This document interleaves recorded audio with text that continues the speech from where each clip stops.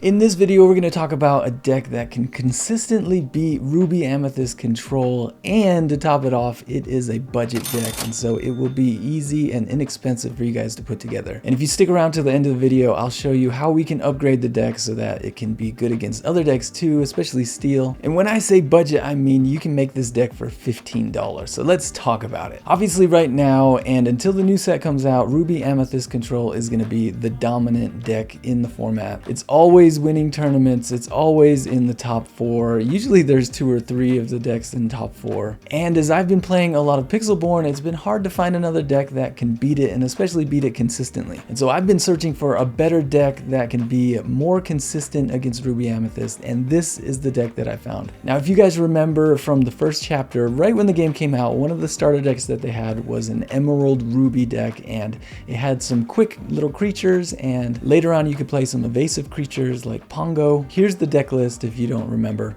And this is the basic idea for this deck that I'm going to share with you guys. But we've made it a lot better and we've made it a lot faster. And so here is the deck list, and I'm affectionately calling it Curdape because that was an early deck archetype in Magic the Gathering that was also green-red with fast creatures. And so if you take a look at the cards in this deck, you can see there's lots of 1-drops, lots of 2-drops, and that's the basic idea of this deck, is you just want to drop lots of creatures really fast. The 1-drops aren't anything crazy, but the 2-drops are a little bit better. They can quest for 2. Most of them are hard to kill with Enchantress and Flynn Rider. And then we start getting into our evasive creatures with Minnie Mouse and Tinkerbell and Pongo. And then cards like Hans and Mad Hatter, they can just quest for an insane amount, 3, and our big evasive creature Ray. And we've got cards like LeFou and Fan the Flames to untap our creatures so they don't get killed, and they can quest for a little bit more. And so this is a very straightforward deck. You just want to drop lots of creatures really quick, and then you want to get your evasive creatures out, and Ruby Amethyst has a really tough time with this. So let's go into a game where I play against Ruby Amethyst, and afterwards I'll show you how you can upgrade this so that it does a little bit better against Steel, because obviously with a lot of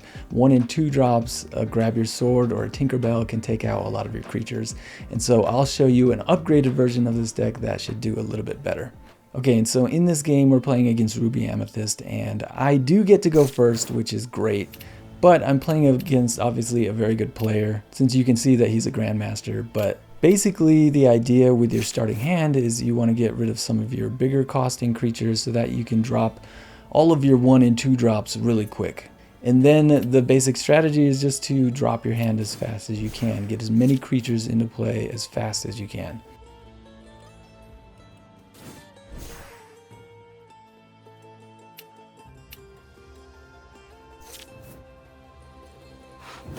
And then I drop a 2-drop, which could either be Enchantress or Flynn Rider. I opt to go with Flynn Rider.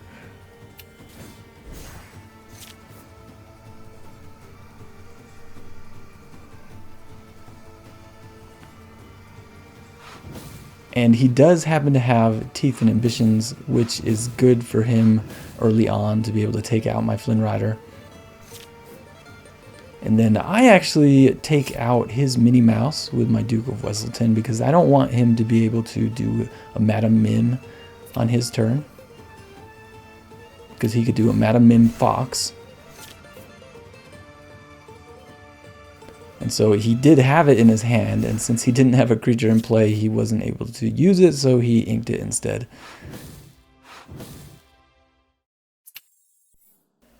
And so here we are, I'm at 4 lore, I've got 2 evasive creatures out that he's not going to be able to take out until he gets a Be Prepared, most likely. And so all he does is he starts doing card draw with his rabbit.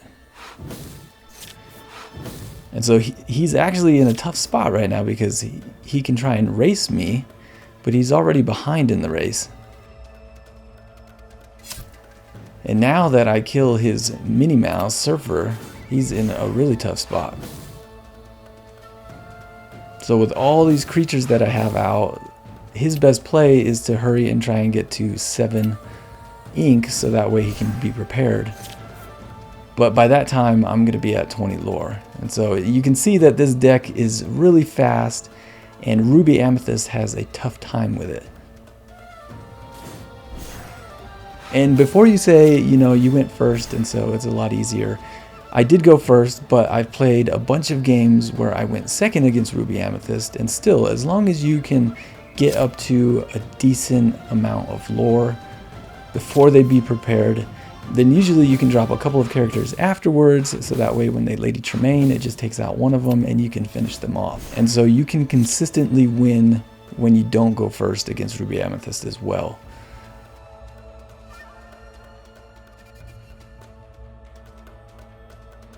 And you can see here, he got a Maui out, but really the Maui can only take out the creatures that don't have evasive. And so that's it for him.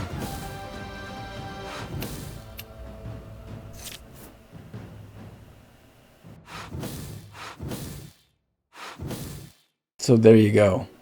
Now, like I mentioned before, if you play against Steel with this deck, it has a really tough time because by the time they get to turn 4 and they shift in a Tinkerbell, that can take out a lot of your creatures. And by the time they get to turn 5, they can grab your sword and that can take out even more. And so this deck definitely has a tougher time against Steel. But some of the things that you can do to deal with that a little bit better is you can take out some of your 2/2 1-drops that can easily get killed by Grab Your Sword.